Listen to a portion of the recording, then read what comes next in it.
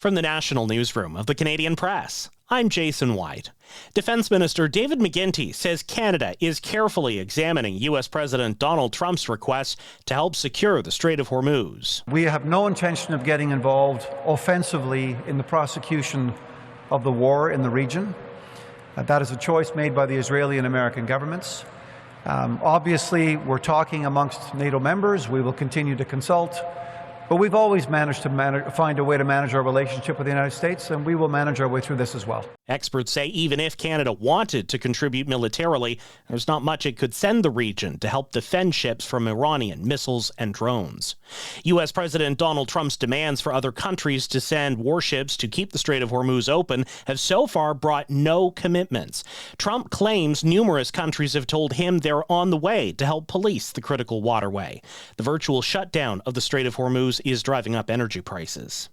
Statistics Canada says inflation dipped below 2% in February, but one economist argues the headline easing hardly matters to long-term trends. BMO's Robert Kavcic says the war in the Middle East matters more to the price realities facing Canadians. The bigger picture is what's actually happening beyond, obviously, changes in tax policy, and then probably more importantly, going forward over the next 6 to 12 months, given what's happening geopolitically. Kavcic says he expects higher gas prices from the Iran conflict will push the headline inflation rate higher when this month's numbers are released.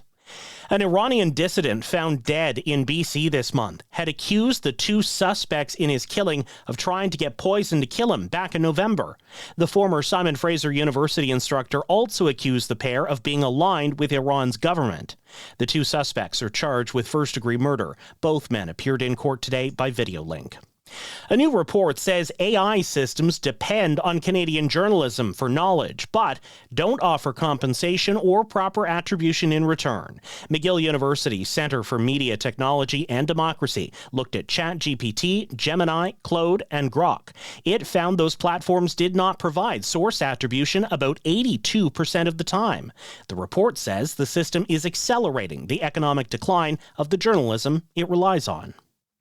Canada is spending $200 million to build up the government's capability to send rockets into space. The $200 million is being put toward a 10-year lease for the military to use a space launch pad in Nova Scotia. Canada currently relies on the United States to send satellites into space at a time when there's a backlog to get them into orbit. This is a sovereign capability the Liberal government put on its shopping list in its new defense industrial strategy, its blueprint for building up the military and the domestic defense sector. Kyle Duggan, The Canadian Press, Ottawa. This is The Canadian Press. In sports, Canada and Czechia will co-host the World Cup of Hockey in 2028. Edmonton and Calgary will host games in Canada, while Prague will host the European Games. Only one Canadian team in NHL action tonight. The Calgary Flames are in Detroit playing the Red Wings.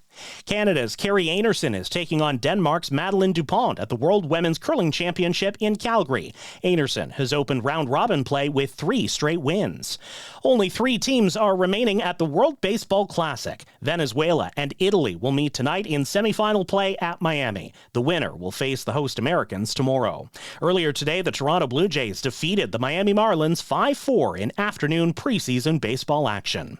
And Canada Soccer and Nike have unveiled the national men's soccer team kit for the upcoming World Cup.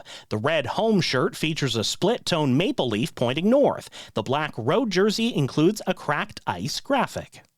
From the Canadian Press, I'm Jason White.